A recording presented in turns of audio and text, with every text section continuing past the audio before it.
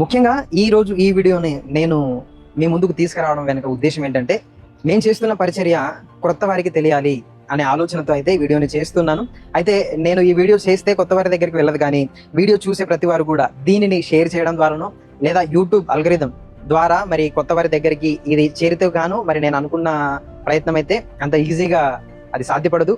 కానీ ఏదేమైనా నా వంతు ప్రయత్నం, నా బాధ్యత నేను చేయాలని ప్రభుపై ఆధారపడుతూ ఈ వీడియోని అయితే నేను రికార్డ్ చేస్తున్నాను. విషయం ఏంటంటే, ఈ మధ్య కాలంలో మనందరికీ తెలిసిందే, ప్రభు పేరట లేదా క్రైస్తవ్యం పేరట దోచుకునేవారు ఎక్కువైపోయారు.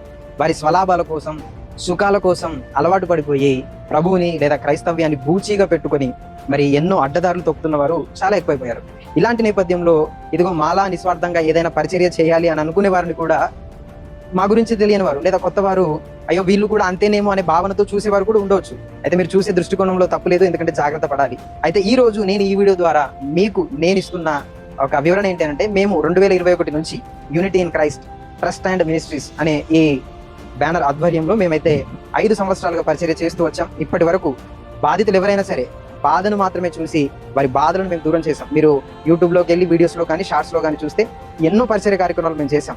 రోడ్డు పక్కన ఉండే వారికి కావచ్చు, లేదా హాస్పిటల్లో మగ్గిపోతున్న వారి కొరకు కావచ్చు, ఇదిగో ఏజెన్సీ ప్రాంతాల్లో సఫర్ అవుతున్న వారు కావచ్చు, మణిపూర్ ప్రాంతంలో ఇబ్బంది పడిన క్రైస్తవుల కొరకు కావచ్చు, ఇదిగో ఇలా తారతమ్యాలు ఏవీ లేదు, ప్రాంత విభేదాలు ఏవీ లేవు. కానీ బాధ లేదా బాధితులు అని తెలిస్తే ఆ ప్రాంతానికి వెళ్ళి మా వంతు మేము చేదయింది కొంతమంది సహాయం ద్వారా, కొంతమంది ప్రోత్సాహం ద్వారా పరిచర్యను అయితే మేము చేస్తూ వచ్చాం.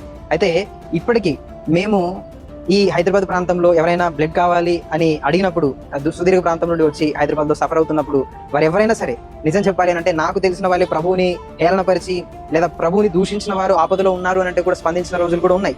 వారి పేర్లు లేదంటే వారు ఎవరు అనే విషయాన్ని నేను చెప్పదలుచుకోలేదు. కానీ వారు ఎవరైనా సరే వారు బాధితులు అయితే కుల మత ప్రాంత భేదం లేకుండా ఇప్పటివరకు సహాయం చేశాము, చేస్తాము.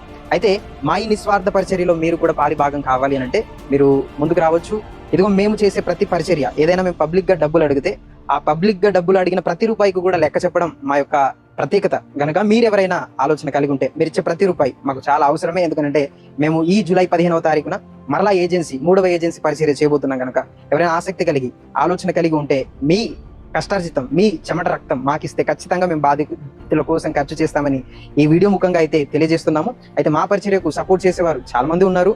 అటు గవర్నమెంట్ రంగంలో పనిచేస్తున్న వారు కావచ్చు, వ్యాపారవేత్తలు కావచ్చు, ఇదిగో రోజు వారి కష్టార్జితం, పెయింటర్స్ కావచ్చు, ఎలక్ట్రికల్ లేదా రైతులు, ఇలా వారి కష్టార్జితాన్ని ఆయా విధాలుగా సంపాదించిన వారు ఇదిగో మా చేతులు పెడితే ఇప్పటి వరకు మేము చాలా పరిచర్యలు చేశాము. ఈ మధ్యకాలంలో దేవుని కృప వలన అవన్నీ మీరు చూడండి, మీకు నమ్మకం కలుగుతుంది. మీకు నమ్మకం కలిగితే ఇదిగో ఈ 3వ ఏజెన్సీ పరిచర్య కొరకు మీరు సహాయం చేయవలసిందిగా పిలుపునిస్తూ ఈ మాటలు ముగిస్తున్నా. అందరికీ వందనాలు.